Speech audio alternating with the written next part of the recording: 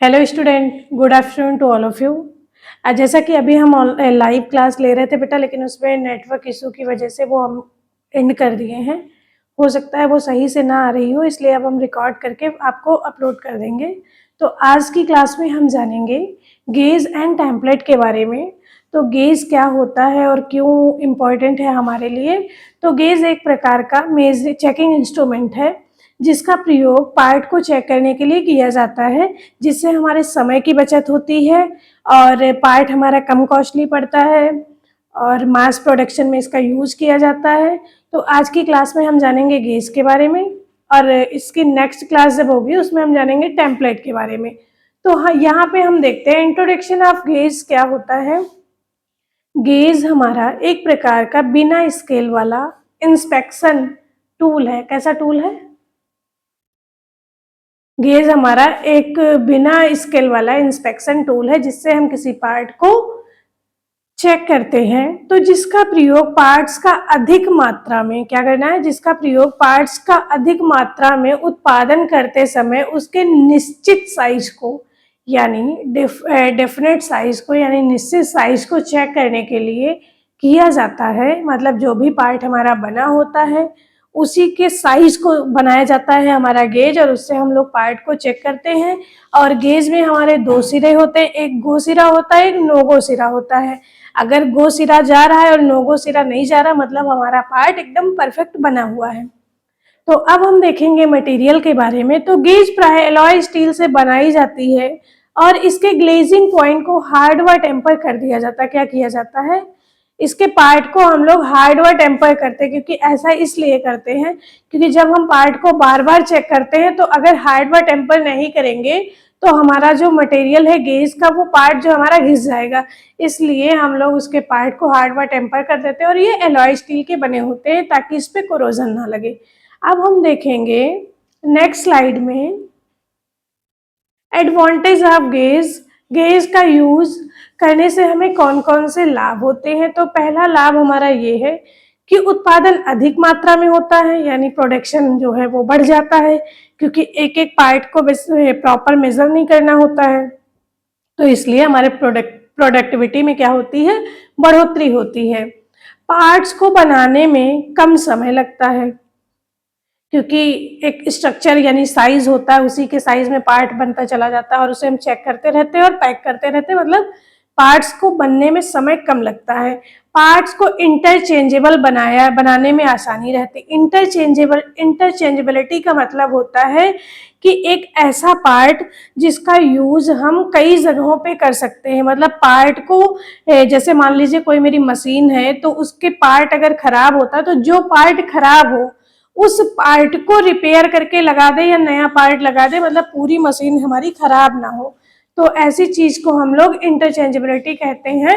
और जो हमारे मतलब ये जो गेज होते हैं ये और इनके पार्ट क्या होते हैं? इंटरचेंजेबल बनाए जाते हैं। कम कुशल और कम पढ़े लिखे कारीगर भी गेज का प्रयोग करके कार्य को कर सकते हैं, क्योंकि इसमें नापने तौलने की आवश्यकता नहीं होती। कोई भी मेजरमेंट नहीं लेना रहता है। कोई भी मेजरमेंट करके कोई भी मल्टीप्लिकेशन या फिर डिवाइड या फिर लीस्ट काउंट से डिवाइड नहीं करना होता, ना मल्टीप्लाई करना होता। इसलिए हम लोग कम कुशल कारीगर से भी कार्य करवा सकते हैं। पार्ट्स कम लागत में बनते हैं, क्योंकि अगर प्रोडक्शन ज़्यादा होगा, समय कम लगेगा, तो पार्ट्स कम लागत मतलब लागत कम लगेगी। अगर लागत कम मिलेगी तो हम उसे सस्ते दामों पे सेल कर सकते हैं। तो ये हमारे क्या है? गेज के एडवांटेज हैं। तो यहाँ पे हम देखेंगे क्लासिफिकेशंस ऑफ गेज, जो कि डायग्राम में भी दिखाया जा रहा है कि पार्ट को चेक कर रहे हैं हम लोग। तो क्लासिफिकेशन गेज में हमारे 3 टाइप के गेज होते हैं। पहला होता है हमारा वर्कशॉप गेज, दूसरा होता है हमारा इंस्पेक्शन गेज, तीसरा होता है हमारा रेफरेंस गेज। तो वर्कशॉप गेज का क्या मतलब है कि वर्कशॉप में किसी जॉब को चेक करने के लिए जिस गेज का प्रयोग करते हैं उसे वर्कशॉप गेज कहते हैं। जब भी हम लोग कॉलेजेस में पढ़ते हैं तो वहाँ पे वर्कशॉप होता है, तो वहाँ पे जिन गेजों का प्रयोग करते हैं वो हमारी वर्कशॉप गेज कहलाती हैं। देन है हमारा इंस्पेक्शन गेज। इस प्रकार के गेज का प्रयोग वर्कशॉप गेज की सूक्ष्मता चेक करने के लिए जो गेज हम लोग वर्कशॉप में यूज करते हैं उसको चेक करने के लिए हम लोग इंस्पेक्शन गेज का प्रयोग करते हैं। देन आती है हमारी रेफरेंस गेज। तो इस प्रकार की गेज का प्रयोग इंस्पेक्शन गेज की सूक्ष्मता चेक करने के लिए किया जाता है। इसको मास्टर या कंट्रोल गेज भी कहते हैं। इसके अन्य गेजों की दशा में साइज को भी चेक कर सकते हैं। मतलब कहने का तात्पर्य ये है कि पहले तो हम लोग इंस्पेक्शन गेज का वर्कशॉप गेज का यूज करते हैं। देन उसके बाद हम लोग वर्कशॉप गेज को चेक करने के लिए इंस्पेक्शन गेज का यूज करते हैं, और इंस्पेक्शन गेज को चेक करने के लिए हम लोग रेफरेंस गेज का यूज करते हैं। तो जैसा कि डायग्राम के थ्रू आप लोग को क्लियरली समझ में आ रहा होगा, तो इसलिए हम यहाँ पे हम लोग क्या गेज के थ्रू पार्ट को चेक कर रहे हैं। अब हम देखेंगे नेक्स्ट स्लाइड में रेडियस गेज। तो रेडियस गेज को हम लोग फिलेट गेज के नाम से भी जानते हैं। जैसा कि देखो डायग्राम में दिखाया भी जा रहा है कि हम लोग कैसे पार्ट को चेक कर रहे हैं।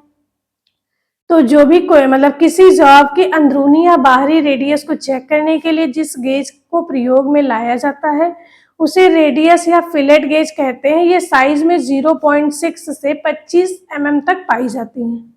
कितने साइजों में पाई जाती हैं? 0.6 से 25 mm तक के साइज में पाई जाती हैं। ये 3 प्रकार से डिवाइड की जाती हैं, 0.6 से 0.8 mm, 1 से 6 mm और 8 से 25 mm। ऐसे करके ये 25 साइजों में पत्तियां पाई जाती जो कि किसी भी रेडियस को चेक करने के लिए हम लोग यूज में लेते हैं। अब हम देखेंगे इसके डायग्राम। देखो यहाँ पे रेडियस को चेक करते हुए दिखाया गया है। ऐसे ही हम इस गेज का यूज करके रेडियस को चेक करते हैं। तो आप लोग को ये समझ में आ गया होगा। अब हम देखेंगे नेक्स्ट गेज के बारे में। अगर किसी को कोई डाउट होगा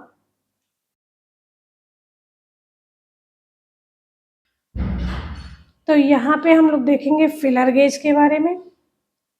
तो इसको थिकनेस या क्लियरेंस गेज भी कहते हैं। इसका मुख्य प्रयोग फिट किए हुए पार्ट्स के बीच में क्लियरेंस मापने के लिए, कार्य या मशीन के अलाइनमेंट को सेट करने के लिए, और ऑटोमोबाइल में पिस्टन और सिलेंडर के बीच में क्लियरेंस को मापने के लिए किया जाता है। कहने का मतलब ये है, तो हम लोग पहले तो डायग्राम देख लेते हैं इसका, उसके बाद देखते हैं। तो यहाँ पे देखो जैसे कोई पिस्टन सिलेंडर का है, वहाँ पे चेक करते हुए उसके गैप, मान लीजिए जैसे कोई 2 मैचिंग पार्ट है तो उनकी थिकनेस यानी उनके बीच कितना स्पेस है, कितना गैप है, इस चीज को चेक करने के लिए हम लोग फिलर गेज का प्रयोग करते हैं, जो कि डायग्राम में दिखाया गया है।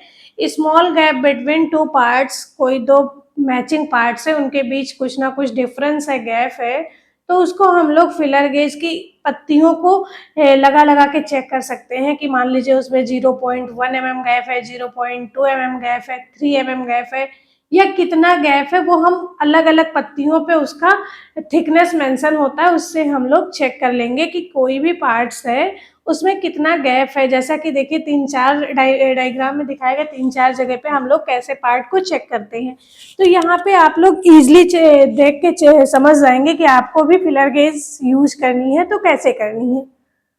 अब हम देखेंगे नेक्स्ट गेज के बारे में, स्क्रू पिच गेज के बारे में देखेंगे। तो स्क्रू पिच गेज क्या है? जब लेथ मशीन पर सिंगल पॉइंट कटिंग टूल से चूड़ियां बनाई जाती है, मतलब कोई भी एक पार्ट है, मान लीजिए उस पर से चूड़ियां बनाई जा रही हैं, तो लेथ मशीन होती है, उस पर हमारा टूल अटैच किया जाता है जो कि सिंगल पॉइंट कटिंग टूल होता है, उससे हम लोग चूड़ियां बनाते हैं। चूड़ियां हम 2 टूल और हैं उनसे भी बना सकते हैं, हम डाई से भी बना सकते हैं और टैप से भी बना सकते हैं। तो इंटरनल चूड़ी बनाने के लिए हम लोग टैप का यूज करते हैं, और एक्सटर्नल चूड़ी बनाने के लिए हम लोग डाई का यूज करते हैं। तो उनके कोणों या कोण की गहराई, पिच आदि को चेक करने के लिए जिस गेज का प्रयोग करते हैं उसे स्क्रू पिच गेज कहते हैं। इसमें स्क्रू थ्रेड के पिच और कोड के अनुसार कई ब्लेड होते हैं। इनकी एक ब्लेड होल्डर में स्क्रू और नट की सहायता से फिट किया जाता है। मतलब एक स्क्रू होता है, नट होता है और एक ब्लेड होल्डर होता है, उसमें सारी पत्तियों को फिक्स कर दिया जाता है थिकनेस के अकॉर्डिंग या एंगल के अकॉर्डिंग। और दिखने में फिलर गेज और स्क्रू पिच गेज लगभग सेम होती है, बस उसमें क्या होता है, उसका यूज हम लोग थिकनेस मेजर करने के लिए करते हैं और इसका यूज हम लोग एंगल की चूड़ियों को चेक करने के लिए। तो 55 डिग्री के चूड़ी एंगल को चेक करने के लिए, 60 डिग्री के एंगल को चेक करने के लिए, 47.5 डिग्री के एंगल को चेक करने के लिए करते हैं। नोट क्या है, आइसोमेट्रिक चूड़ियों के लिए स्क्रू पिच गेज में 0.25 से 6 mm पिच के लिए 24 ब्लेड होती हैं। कहने का मतलब है जो भी हमारा ब्लेड होल्डर होता है तो उसमें 0.25 mm पिच से लेके 6 mm तक की पिच होती है और 24 ब्लेड होती है। अभी हम इसका डायग्राम देख लेते हैं। तो यहाँ पे हम देखते हैं स्क्रू पिच गेज का डायग्राम। देखिए अलग अलग पिच के निशान बने हैं, एंगल बने हुए हैं और हम लोग चेक करके भी देख रहे हैं, जो कि डायग्राम में दिख रहा है कि हमें ऐसे चूड़ियों के एंगल को चेक करना है। तो आप सभी को आशा करते हैं कि स्क्रू पिच गेज समझ में आ गई होगी, इसमें किसी को कोई प्रकार का कोई डाउट नहीं होगा। अगर किसी को कोई डाउट होता है तो कमेंट बॉक्स में कमेंट कर दीजिएगा, तो हम आपको उसका रिप्लाई कर देंगे। अब हम देखेंगे वायर गेज के बारे में। तो ये जो हमारी वायर गेज होती है, ये हमारी एक डिस्क होती है, यानी एक चद्दर या पत्ती समझ लो, जिसपे कई सारे स्लॉट निशान अंकित होते हैं और ये 3 mm की होती है। इसका यूज शीट मेटल शॉप में करते हैं और वायर के डायमीटर को चेक करने के लिए, और जो हमारी प्लेट होती हैं शीट मेटल की, उनकी थिकनेस को चेक करने के लिए हम लोग स्टैंडर्ड वायर गेज का यूज करते हैं। आप लोग को डायग्राम के थ्रू क्लियरली मेंशन हो रहा है कि इसमें जैसे मान लीजिए 1 mm, 2, 3, 4, 5 ऐसे करके निशान बने हैं। इतने इतने mm के हम लोग प्लेट या थिकनेस को चेक करने के लिए इसका यूज करते हैं। तो ये आप सभी को समझ में आ गया होगा। अब हम देखेंगे वेवल गेज के बारे में। तो इस गेज का अधिकतर प्रयोग जॉब पर बने कोणों को चेक करने और कोणों को ट्रांसफर करने के लिए किया जाता है। इसका प्रयोग मार्किंग करते समय भी किया जाता है। मतलब जैसे हमें 90 डिग्री, 45 डिग्री ऐसे एंगल को अगर हमें चेक करना हो या मार्किंग करना हो तो वेवल गेज का प्रयोग करते हैं। यहाँ पे ये हमारे वेवल गेज के डायग्राम को दिखाया गया है। अब हम देखेंगे नेक्स्ट स्लाइड में ड्रिल एंगल गेज। तो जैसे हमारा ड्रिल बिट होता है उसका यूज करते हैं, तो जब हम लोग उससे किसी मटेरियल की कटिंग करते हैं तो हमारा उसका पॉइंट जो होता है या एंगल जो होता है वो घिस जाता है या खराब हो जाता है, ब्लंट हो जाता है, तो उसको दोबारा से हम लोग क्या एंगल को बनाते हैं तो चेक करना पड़ता है हमें। तो कैसे चेक करेंगे, ड्रिल एंगल गेज से चेक करेंगे।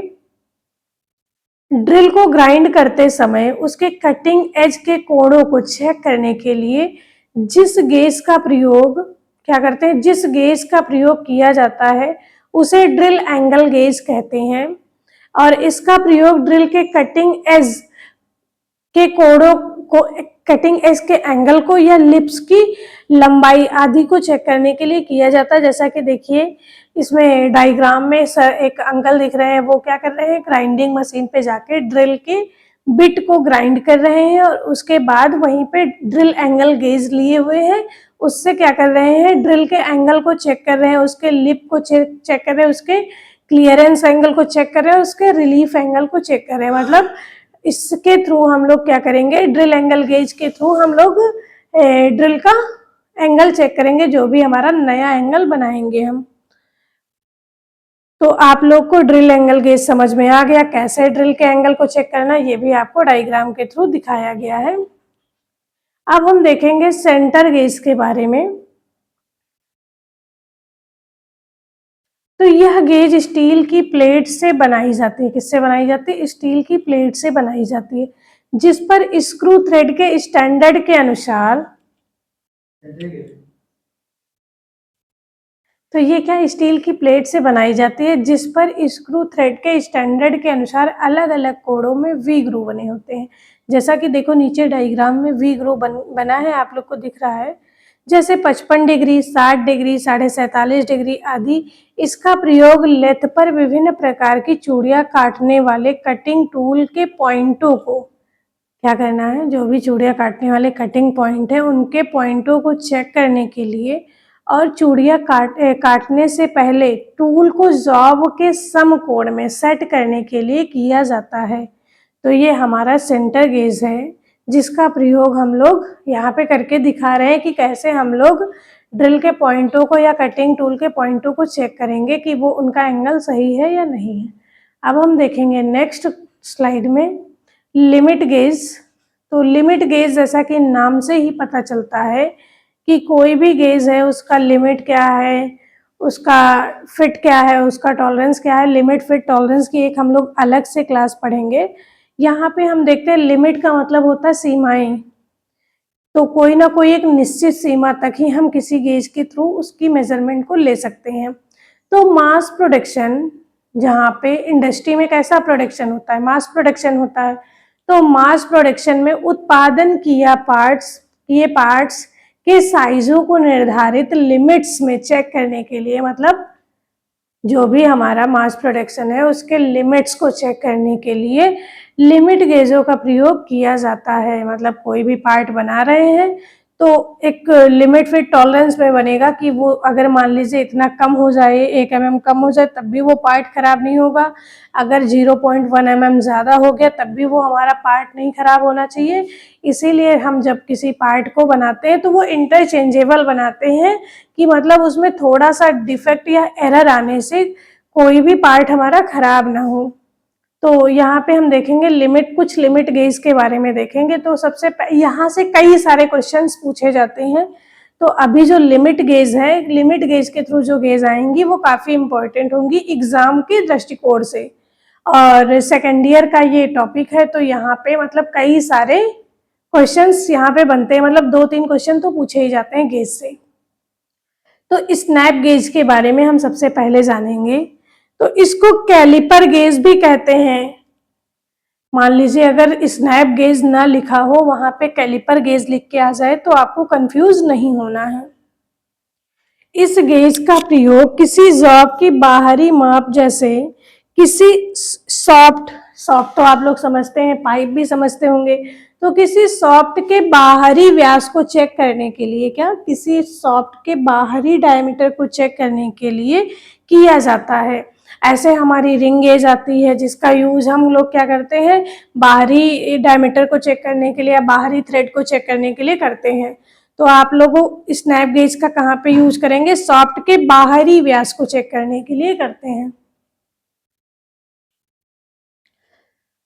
तो यहाँ पे है double ended solid snap gauge, limit calliper gauge, adjustable limit snap gauge, roller type thread snap gauge. तो ये हमारे इतने लिमिट गेज में स्नैप गेज के टाइप आते हैं। तो हम इनको डायग्राम के थ्रू दिखा दे रहे हैं। तो सबसे पहला है जो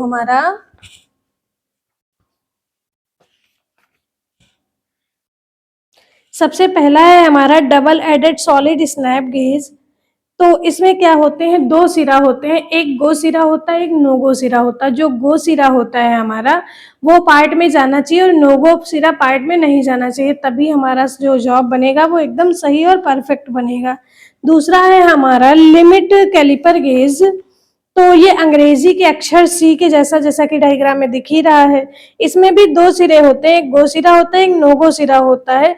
इसको single ended progressive type calliper gauge भी कहते हैं। क्या कहते हैं, सिंगल एडेड प्रोग्रेसिव गेज भी कहते हैं। ये 100 से 400 mm साइज में पाई जाती है। मतलब इसके थ्रू अगर हम किसी डायमीटर को चेक करेंगे तो 100 से 400 mm के बीच का ही होगा। और इन सारी गेजों का यूज हम किसी पार्ट के डायमीटर को चेक करने के लिए करते हैं। तो थर्ड नंबर है हमारा एडजस्टेबल लिमिट स्नैप गेज। इसमें हम पार्ट को एडजस्ट कर सकते हैं अपने यूजेस के अकॉर्डिंग। तो ये अंग्रेजी के अक्षर सी के आकार की होती है। इसका प्रयोग बड़े व्यास को चेक करने के लिए किया जाता है। इसमें 2 फिक्स्ड और 2 एडजस्टेबल एनविल, जो कि आपकी छोटे छोटे स्क्रू के रूप में दिख रहे हैं, एडजस्टेबल एनविल और फिक्स्ड एनविल। इस पर भी गो और नो गो साइज रखे जाते हैं। 3 से 8 mm तक की रेंज को समायोजित यानी एडजस्ट किया जा सकता है। देन है हमारा 4 number roller type thread snap gauge. इस गेज का प्रयोग करके एक्सटर्नल थ्रेड को लिमिट में चेक किया जा सकता है। गो और नो गो रोलर्स फिट रहते हैं जिनकी सहायता से जॉब को लिमिट में चेक किया जा सकता है। तो आप सभी को स्नैप गेज समझ में आ गया होगा, इसमें किसी प्रकार का कोई डाउट नहीं है और ये डायग्राम के थ्रू आपको पता होना चाहिए। देन हम देखेंगे रिंग गेज। रिंग गेज काफ़ी इंपॉर्टेंट है और इससे एक दो क्वेश्चन बनता है। तो रिंग गेज जो है हमारा गोल आकार के बाहरी डायमेंशन को, मतलब कोई भी पार्ट हो उसके सिलेंड्रिकल पार्ट हो उसके डायमीटर को चेक करने के लिए रिंग गेज का प्रयोग करते हैं। तो पहले मतलब रिंग गेज जो होती है हमारी 3 टाइप की होती हैं। एक होता है प्लेन रिंग गेज जिसका यूज हम लोग डायमीटर को चेक करने के लिए करते हैं और इसमें भी एक गो सिरा होता है, एक नो गो सिरा होता है। दूसरा है हमारा टेपर रिंग गेज जिसका यूज हम लोग कोई भी टेपर्ड पार्ट होता है मतलब उसके डायमीटर को चेक करने के लिए करते हैं। तीसरा है हमारा थ्रेड रिंग गेज जो कि बाहरी डायमीटर को चेक करने के लिए हम लोग थ्रेड रिंग गेज का प्रयोग करते हैं। यहाँ पे देखिए कुछ डायग्राम के थ्रू हमने रिंग गेज को दिखाया है, तो आप लोग को रिंग गेज समझ में आ गई होगी। सर एक नेक्स्ट स्लाइड कर दीजिए। यहाँ पे देखिए हमने डायग्राम भी दिखाया है कि ये हमारा प्लेन रिंग गेज है जिसमें गो सिरा है और नो गो सिरा है। दूसरी है हमारी टेपर रिंग गेज, तीसरी है हमारी थ्रेड रिंग गेज। तो ये डायग्राम आप लोग के लिए काफ़ी इम्पोर्टेंट है क्योंकि यहाँ से एक क्वेश्चन बनता है और पूछ लिया जाता है कि ये कौन सी गेज है। तो यहाँ पे मान लीजिए एक पहला नंबर जो है प्लेन रिंग गेज है उसमें किसी प्रकार की कोई थ्रेड नहीं कटी है और थर्ड नंबर हमारी देखिए उसके अंदर थ्रेड कटी हुई है और जो सेकंड नंबर है वो हमारी टेपर रिंग गेज है। तो आप सभी को रिंग गेज क्लियर हो गया होगा। अब हम देखेंगे प्लग गेज के बारे में। तो इस गेज का प्रयोग प्लेन स्मूथ होल के साइज को चेक करने के लिए, रिंग गेज जो होती है वो बाहरी डायमीटर को चेक करने के लिए यूज में लाई जाती है और अगर जो हमारी प्लग गेज जो होगी वो इंटरनल डायमीटर को चेक करने के लिए प्रयोग में लाया जाता है। तो सिंगल एंडेड प्लग गेज है, डबल एंडेड प्लग गेज है, प्रोग्रेसिव प्लग गेज है, टेपर प्लग गेज है और थ्रेड प्लग गेज है। ये हमारे प्लग गेज हैं जो कि हम डायग्राम में एक एक करके दिखा देंगे आपको। पहला है हमारा सिंगल एडेड प्लग गेज, देखिए इसके सिरे पे एक ही एंड बना हुआ है। दूसरा है हमारा double ended plug gauge. Third number है हमारा प्रोग्रेसिव प्लग गेज जिसमें दोनों सिरे एक ही साइज में होते हैं, गो और नो गो। और जो हमारा थर्ड नंबर है टेपर प्लग गेज जो कि किसी भी पार्ट के टेपर को चेक करने के लिए प्रयोग में लाया जाता है। और 4 नंबर है हमारा थ्रेड प्लग गेज। तो यहाँ पे थ्योरी से ज़्यादा इनके डायग्राम इम्पॉर्टेंट है क्योंकि डायग्राम से ही क्वेश्चन बनता है सीधा सीधा। अब हम देखेंगे डेप्थ गेज और एक last gauge telescoping gauge, 2 gauge और देखेंगे। तो जिस गेज से किसी ब्लाइंड होल तो मैंने बताया है जब हमने ड्रिल पढ़ाया है तो उस क्लास में बताया था कि ब्लाइंड होल क्या होता है। एक ऐसा होल जिससे हम कुछ निश्चित दूरी तक ही छिद्र बनाते हैं तो वो हमारा ब्लाइंड होल होता है। तो ब्लाइंड होल स्टेप, स्लॉट आदि की गहराई को मापे व चेक करने के लिए डेप्थ जिससे गेज का प्रयोग करते हैं उसे डेप्थ गेज कहते हैं। इसकी बनावट में एक नैरो रूल होती है। आपको स्टील रूल जब बताया गया था तो नैरो रूल के बारे में भी बताया गया था जिस पर मेट्रिक या इंग्लिश पद्धति यानी ब्रिटिश पद्धति में ग्रेजुएशन बनी होती है। यह नैरो रूल एक हैंड में स्लाइड करता है और लॉक मतलब कर सकते हैं। कहने का तात्पर्य यह है डेप्थ गेज का यूज हम लोग सीधे शब्दों में किसी भी जॉब के स्लॉट और ब्लाइंड होल और स्टेप को मापने के लिए करते हैं। अब हम देखेंगे नेक्स्ट इसका डायग्राम। तो ये हमारा क्या, देखिए इसके ऊपर निशान भी बने हुए हैं और ये हमारा डेप्थ गेज है जिसकी बाहर से हम लोग किसी भी पार्ट की डेप्थ को चेक कर सकते हैं। अब हम देखेंगे नेक्स्ट स्लाइड में टेलीस्कोपिंग गेज।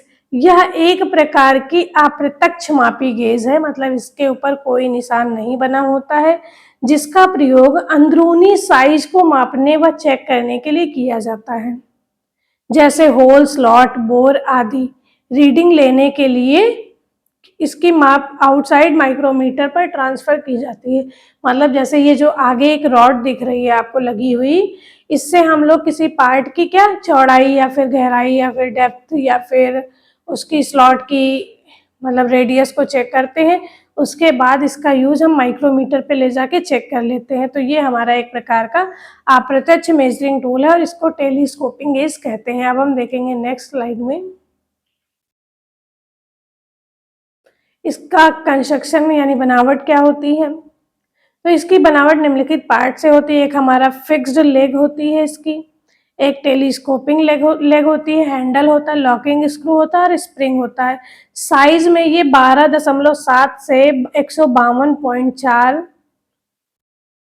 की रेंज में पाई जाती है, जिसमें 5 सेट होते हैं, मतलब अलग अलग डायमीटर को चेक करने के लिए अलग अलग सेट होते हैं। तो आज की क्लास आप सभी को समझ में आ गई होगी, किसी को किसी प्रकार का कोई डाउट नहीं होगा। तो आज अगर आप सभी को समझ में आ गया है तो आप लोग नीचे कमेंट बॉक्स में कमेंट कर दीजिएगा। और अब इसका जो नेक्स्ट पार्ट है वो आपको कल की क्लास में दे दिया जाएगा। हालांकि मैंने पहले लाइव क्लास में इसे थोड़ा सा पढ़ाया था, फिर थोड़ा सा नेटवर्क इशू की वजह से हमें लाइव को एंड करना पड़ा और हमें रिकॉर्डेड फॉर्म में आपको अपलोड कर दे रहे हैं। आप सभी लोग यहाँ से पढ़ लीजिएगा। आज की क्लास को यहीं एंड कर देते हैं। Thank you to all of you.